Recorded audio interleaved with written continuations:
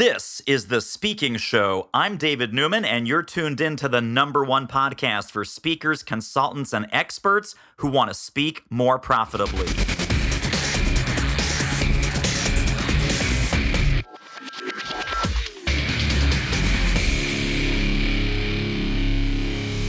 Pandemic. Oh, bad for business. Terrible. No one's buying. No one's hiring speakers or trainers or consultants or... Wait a minute. Hang on. Jan Spence is here. Jan, welcome to the show. Thank you for having me, David. Glad to be here. So we were having a little email exchange, and you dropped the following value bomb on my head. You said, you know what? Last year was a record year, and now this year, 2020, I'm even ahead of where last year was. So let's unpack all of this. Last year, obviously, 2019, pre-pandemic. What were some of the keys to your success, do you think, there? And then we're going to fast forward into crazy town right now, where people's businesses are devastated, but smart speakers and experts like you are thriving. So take us back to 2019. What do you think were some of the success factors that made that year blow up as well as it did? Love the question. And I'd love to share that and encourage that with people because I think it's one of the biggest areas they fall down, which is why they're listening to you, because it's marketing and sales. So I think consistency and persistency are the two keys. So having a system in place to consistently get in front of your prospects and clients. Let's remember, many clients will repeat buy. I think sometimes people love them and leave them, thinking that they won't come back, but they can and will. So that's been the key over, I guess I really started my speaking career in 2013 on crackers and water, and then it began to grow. And so as people ask me, what was your key to success? It was following up, making sure I had a system in place to reach out to them on a regular basis to say, I'm here, or I saw this might fulfill this need or this challenge or this problem that you're having. So it takes sometimes years. It depends on the business that people are in and the sales cycle. But I started just seeing a lot of that come to fruition, some repeat coming to fruition. And I think it's because I consistently kept up with them. It wasn't, hey, I'm here. Do you need me? And they said, not right now. Call us later. And then the business card went into a basket and I forgot them. I made sure that I reached out and continued to reach out. Now, this is really critical because you teach not only leadership, but you also teach sales, correct? Correct. So this is totally about full integrity, walking your talk. You don't just say, hey, stay in touch with people, especially stay in touch with past people who have given you money, clients who want to repeat and refer and, keep loving on them. So I love that strategy. Let's fast forward now into COVID crazy time. I affectionately call this COVID crazy. All of our clients, all of our buyers, all of our corporate buyers, all of our association buyers, their worlds have been turned upside down. Whatever their priorities were in January of 2020, fast forward now, completely different, completely disrupted, completely upside down. What are you doing that a lot of other speakers, I think, are not doing, sadly, to, at this time, increase your relevance and increase your value and put a messaging layer on top of your fantastic content that makes the client think, wow, we need this now more than ever? What's your now more than ever strategy? I love the title of that, Now More Than Ever. So for me, really two layers. Like everyone else, I froze. It was just shell shock. I remember coming back from what was my last in-person keynote, of which people were busting out the hand sanitizer, and we were shocked that a few people had called in and said, oh, I'm not going to show today. It was right after the president had spoken on that Wednesday night, and I think that's when everybody said, uh-oh, if he's taking it seriously, this is not a political statement, by the way, David, but it just happened. People said, gosh, if the leader of our country is saying we should take this serious, everybody perked up that maybe had not been listening. And so the world kind of fell apart. So I froze that next week too and said, holy crap, what's happening? But immediately that next week, when I realized what was going on, when the cancellations were coming, when people were working from home and that mandate had come across the country, some more quickly than others, The thing that I realized for me from a sales perspective is there are people that put food on the table that are in a sales business that are used to knocking on doors, getting on planes and flying across the country, going to trade shows and connecting with people that are now stuck at home and they are watching reruns of The Price is Right. Something's got to change. So I felt like my message was needed. Many of these salespeople had not picked up the phone, had not made a call in probably years, if they're honest with themselves. And so now they needed to either learn a new skill or re-up that skill. And so went into the mode to create a challenge and a program that people could tap into from home virtually to up that skill. So I think that was the first thing, is just seeing what I have. I do have something of value, and it's bigger than just selling. It's helping people put food on the table. Now, with that said, David, at that time, there were a lot of people that said, oh no, how dare you sell in a pandemic? That's just so wrong. And I thought, well, Amazon's not apologizing and Walmart's not apologizing for selling toilet paper and hand sanitizer. And certainly my ABC liquor store had no problem selling me, a fifth of whatever during this time. So just trying to stand strong and say it's okay, when done in the right way, to continue to reach out to people to offer them something of value. So that was one way that I felt like I have something to give. I'd never done anything like that before, but I had to change up the offering and the way that I communicated this information to people, because I wasn't going to be in a live training room, and connect with them because they needed what I had. I had to believe that. The second thing was I continued myself to walk the talk and to pick up the phone, to reach out to people. And I did what a lot of folks did, just saying, hey, how are you? And how can I help? And I'm here if you need something. That message changed as we got deeper into the pandemic. So soon it was conversations. For one, I found people were willing to get on the phone and talk more than ever. Office phones were transferred to cell phones. So they were willing to connect with people. And there was a hunger because they weren't meeting with their office buddies and seeing people day to day. They're shut up in a house. And so they were more willing to have that human connection over the phone. And often I would say, hey, here's what I'm doing for some other folks. And then as the Zoom pandemic zoomed in on us and the virtual fatigue happened, then I was able to say, listen, I can bring a 30-minute just energizer to your team, or tell some of my personal stories that are inspiring, just to have people have some hope, remind them that we can overcome obstacles, that we are resilient, and that we can move forward. So all of a sudden I had a new offering and people said, that's what we need. So reaching out to past clients, upcoming clients, if you will, people that I had as a speaker had dates on the calendar for, and just letting them know, I'm here, how can I help? And many of them surprisingly said yes. I was like, gosh, this stuff I teach really works. So that's a little bit about my approach this year. I have said that many times about my material. It's like, whoa, this stuff actually works. Who knew? Who knew? This crazy crap that I write in books and that I teach to clients, it's actually working. It's weird. All right, man, you said so many brilliant gems, even in that first little segment there. Let me go back to one of the first things you mentioned, which I think is critically important. It may have whizzed by, but we can't let it whiz by, which is the first sale is to yourself. That you needed to reset your belief system, that what you do, what you teach, what you preach is needed in the marketplace with more urgency and more relevance and more value than it was before. I want to totally endorse that, but I want to hear it from you as well. My mantra around that is solve bigger problems, get bigger checks. And obviously, our corporate clients, our association clients, our individual clients, they have more problems, bigger problems than ever. If we're professional problem solvers, that mantra, of course, works. Solve bigger problems, get bigger checks.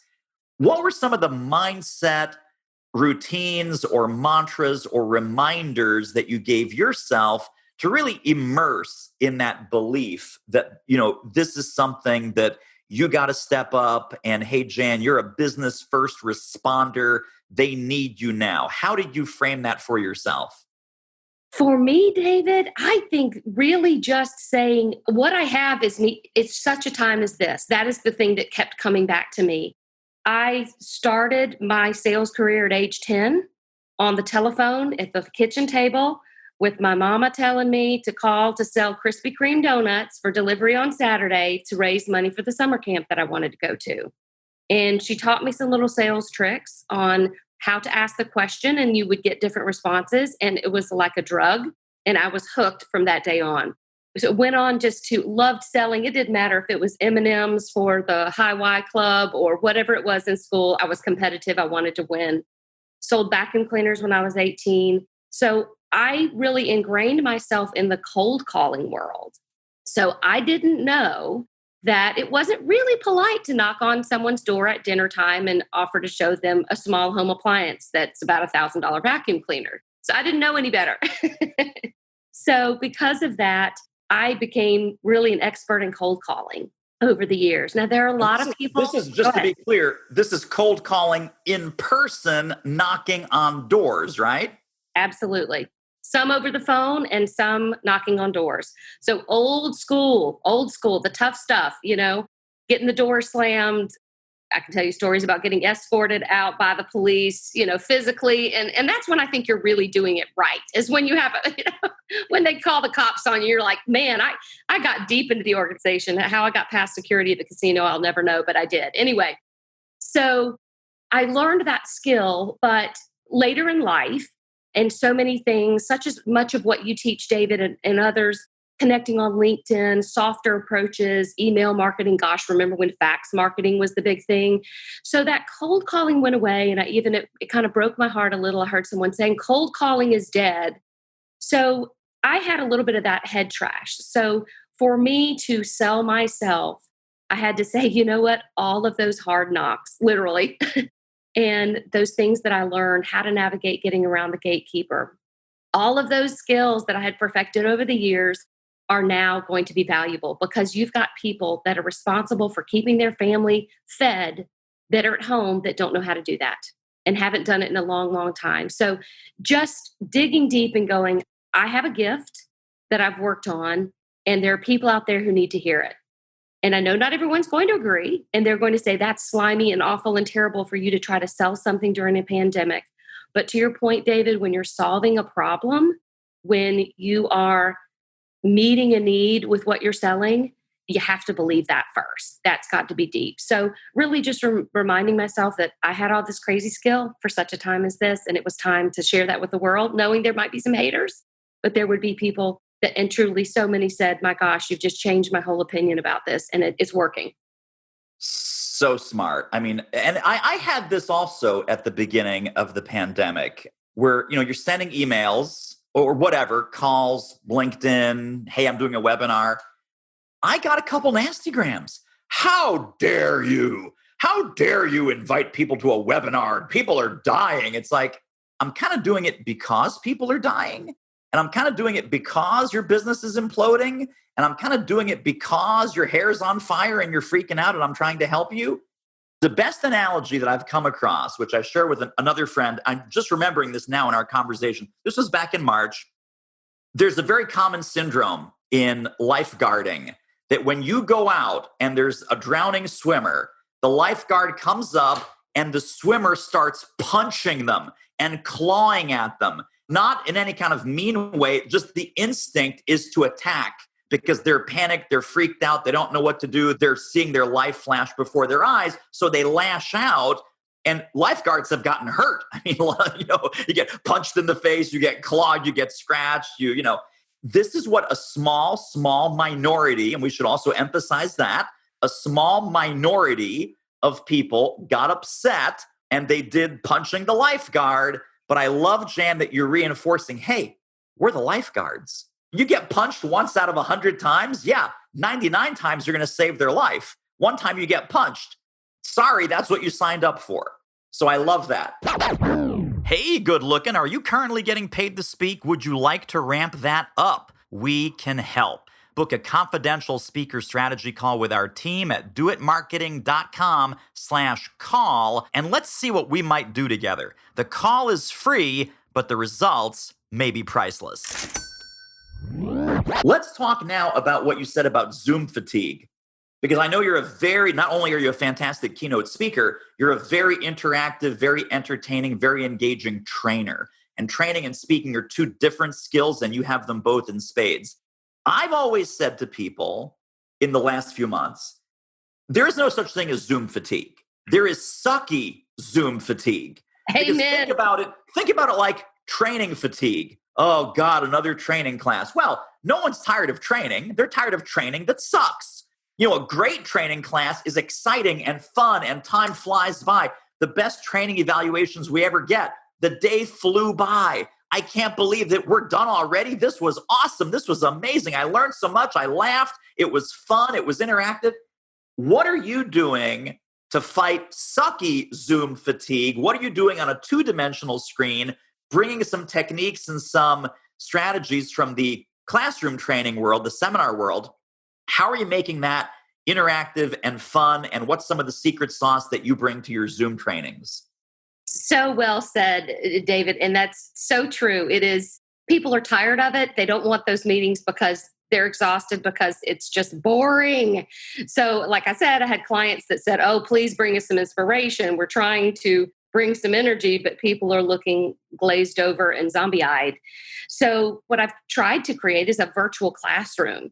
So literally some of the tips and techniques that I would use in the classroom, for example, I have a review section in one of my 2-day trainings, sales training classes, and I throw out stress balls, and they're all sorts of shapes. That's my hobby at trade shows, or it was. Anyway, it will be again, is to go get fun, different shaped stress balls. And I have them do a review, and they have to use that particular stress ball, that word of what that represents in their review statement. Well, obviously, I can't send stress balls. I mean, they don't have those. But I literally just hold it up to the camera. So rather than going, let's review on my PowerPoint slide the 17,000 steps of things that we've talked about, I have them remember it, and they're interactive. They've got to get creative. I think that's a piece of it, is helping the listener and the viewer. It really shouldn't even be listener, the participant. Let's call them that, the participant, to get creative and be interactive. So that's one thing, is getting them to open up their creative side. I actually send, in some cases, not all, I send them a prep packet. So they have goodies and things and tricks and treats. It's not a lot. It's not a big deal, just a regular envelope, but it's something that starts that anticipation of, hey, this is different. I just got something by the U.S. Postal Service that there's something different about this. So setting that expectation that things will be a little bit different, I think it builds a little bit of that anticipation. Frequent breaks, being able to do breakout rooms, letting it be interactive as opposed to a one-to-many type of a webinar approach has been part of the success. Do you do things like voting or polling or, like Mentimeter or some of these cool little software enhancements for audience polling, audience voting, interaction, anything like that, either formally or informally? When it's been a situation where I wasn't able to see the people, or they weren't able to speak or come off of camera, and so it's just been me presenting to them, I've mostly used chat and act real time and just say, hey, what's your answer to this? Or what does everybody think about this? What's been your experience? And let them fly that in the chat. I have done some polling, but I don't do a lot. I'm not a big PowerPoint user. So not having slides, a lot of that's relying on me and the audience interacting. And I want to break that up. This is me, but my general rule of thumb is at least every 7 to 8 minutes, they should be doing something different. There should be a switch. There's a question, a response, a write this down, a how will you apply it, someone unmute and share, so that they are constantly, it's being switched up. And sometimes I do use slides. So sometimes they've got to go, oh, something's different. She's got a slide up or a video. So just keeping things changing up so they're constantly looking for what's next. Yeah. I was having a conversation with Angelique Ruers. You know who Angelique is? So she was talking about corporate executives, because that's her whole shtick, is, selling into big corporate. She says, I get these corporate VPs, I get them standing up, I get them clapping, I play music, I get them to shake their booty. And she said, some people think that's hokey. It really works, and they really like it. Have you found, like, getting up and, either, pantomime something or make a funny face or hold up your coffee cup and woo? Do you find that works if it fits your personality? If it doesn't fit your personality, obviously don't do it. But do you enjoy having some fun or getting some physical movement or shake your booty or stand up and, 10-second stretch break? What physically do you have them do to keep it fresh? Great question, David. I do stand. So my studio is a standing, so I'm not sitting. I can, but Yeah. usually I'm just more comfortable because I am animated and that's just my MO. So I do stand. I've played Simon Says with 200 people on a Zoom meeting. So of course I've got to scroll over and I'm watching them and I'm encouraging them to be honest. But the first thing is, okay, everyone, be sure to tilt your screen. We need to see the upper half of your body. So I get them to stand up and they play Simon Says with me. And that's just a ton of fun. And then I put them into breakout rooms to talk about what they learned. And I've got one major client and 99% of them are male, but they find it refreshing. And even I've trained groups that are more technical, engineer minded, that might be a little more reserved or a little more not wanting the shake your booty, rah, rah session. But at the end of the day, David, they come back and they say, it was so refreshing. I thought this was going to be a little goofy, but I actually enjoyed it because you didn't bore me to death. Right. So there's that appreciation. And they know that it's coming from the heart for me to give them a good experience and not just a transfer of information, but for them to have a memorable experience. For sure. Let me also go back to something that you said earlier, and this is, again, back in the world of marketing and sales. You said when the pandemic was new, right? When the pandemic was new, and now the pandemic is old, and we're sort of getting used to this protracted period of uncertainty. I call it semi-normal. Like it's far from normal, but it's also not new, and it's not, and I hate the term new normal because there's nothing normal about what's going on. It's kind of like the new now. And we're just going to see how long this new now lasts. It's this period of limbo and uncertainty.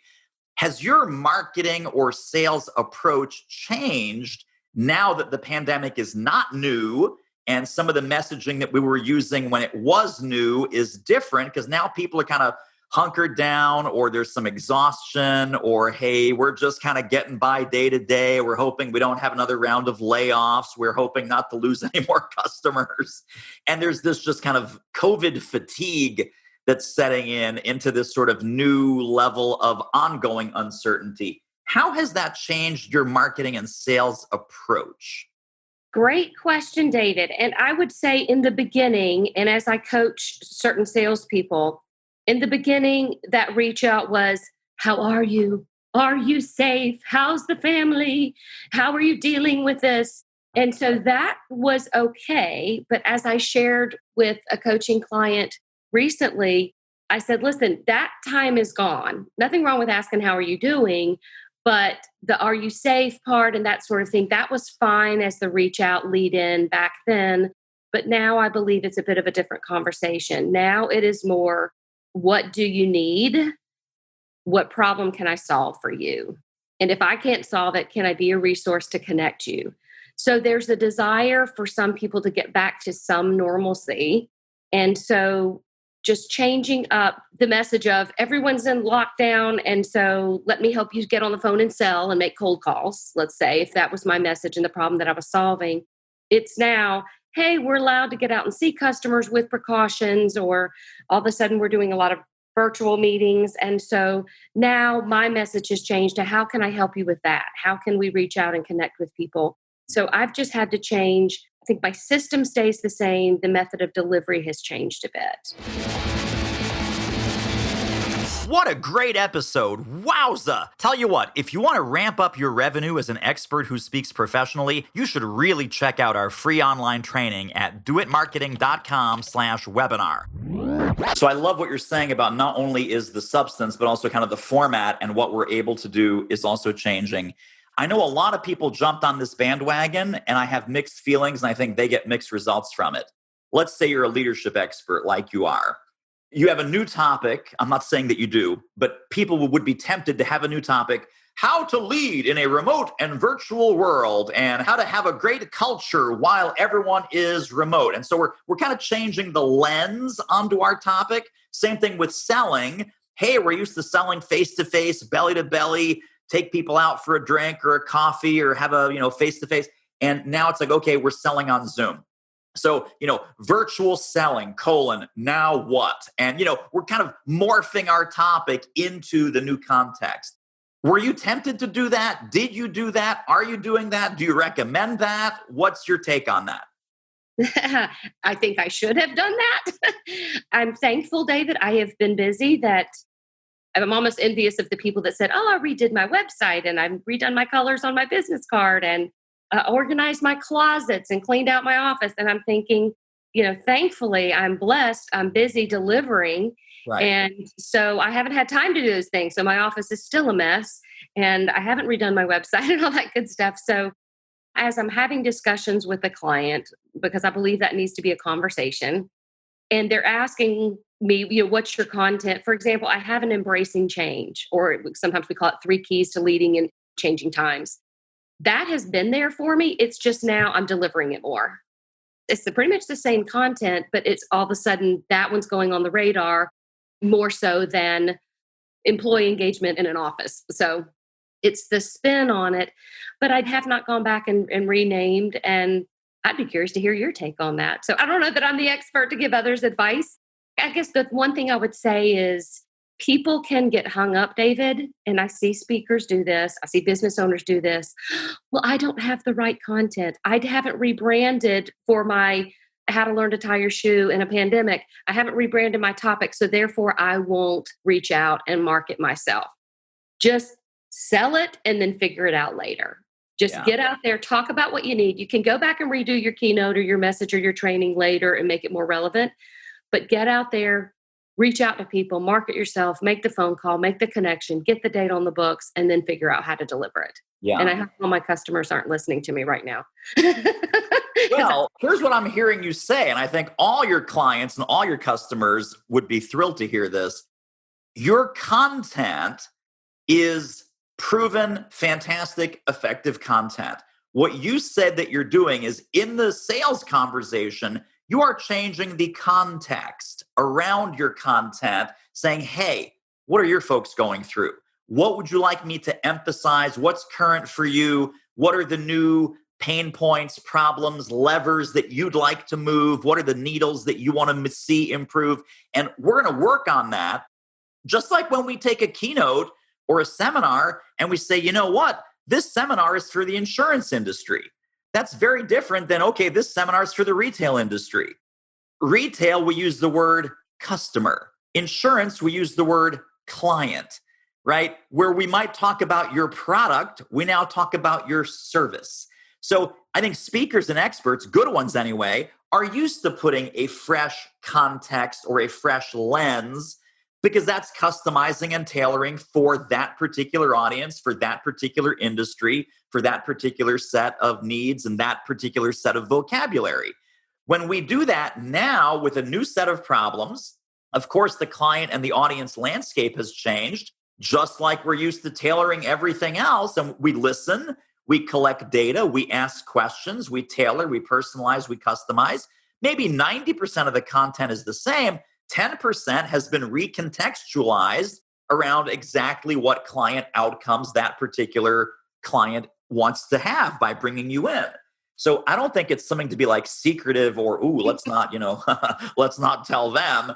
It's simply your customizing happens in the sales conversation, not on a one sheet and not on the website where it's not even that important.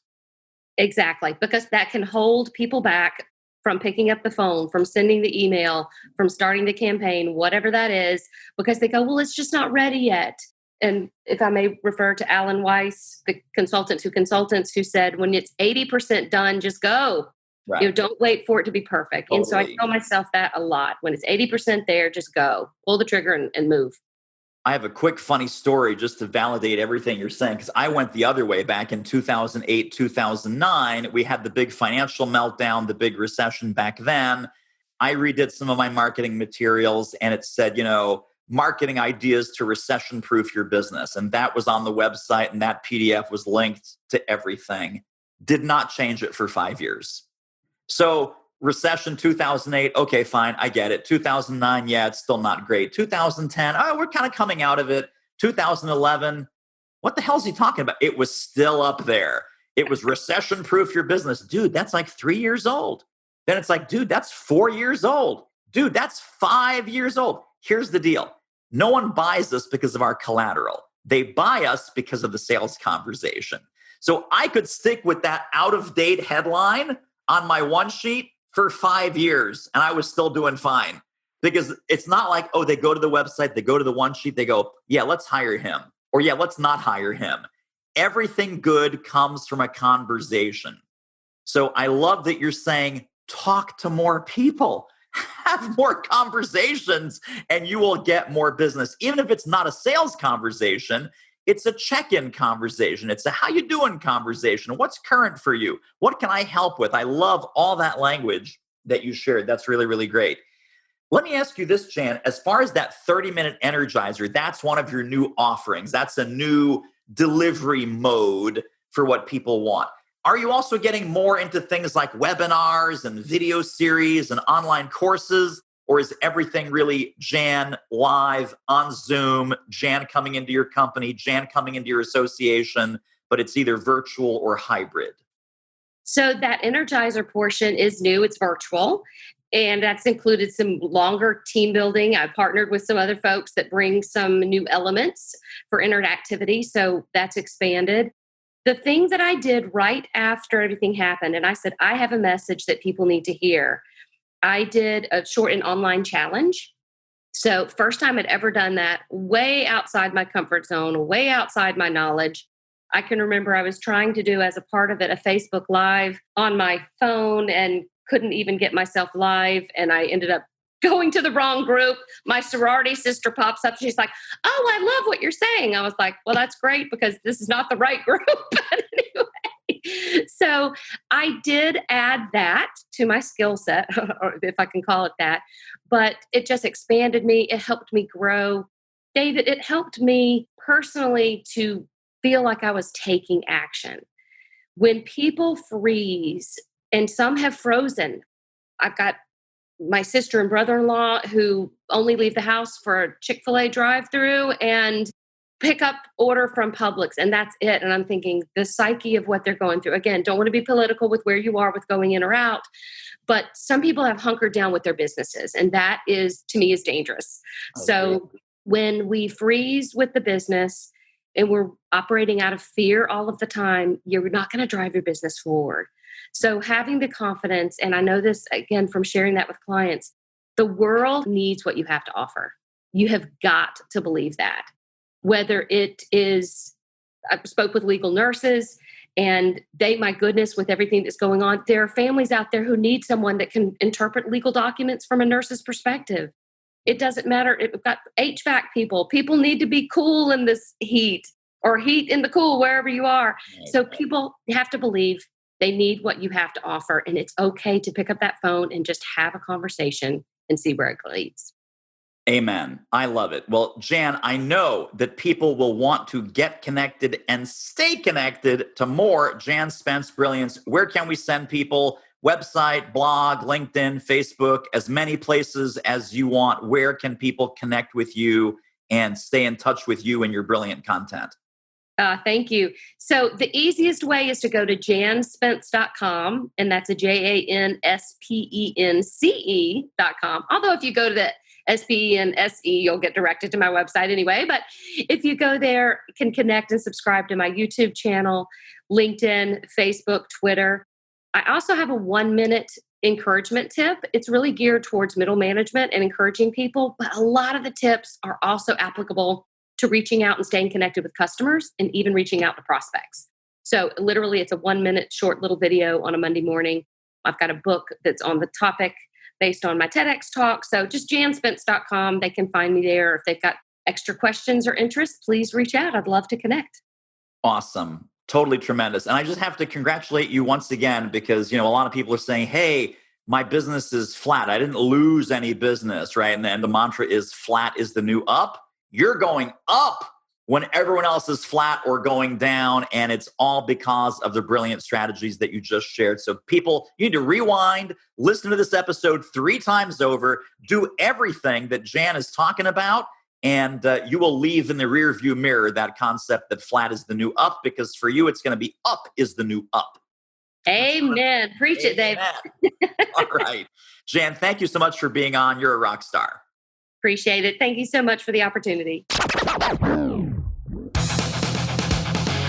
Well, that wraps up another episode of The Speaking Show. Hey, tell you what, if you like us, rate us and review us on iTunes. Subscribe. Tell a friend. Go grab the notes and downloads and extras at thespeakingshow.com. See you next time.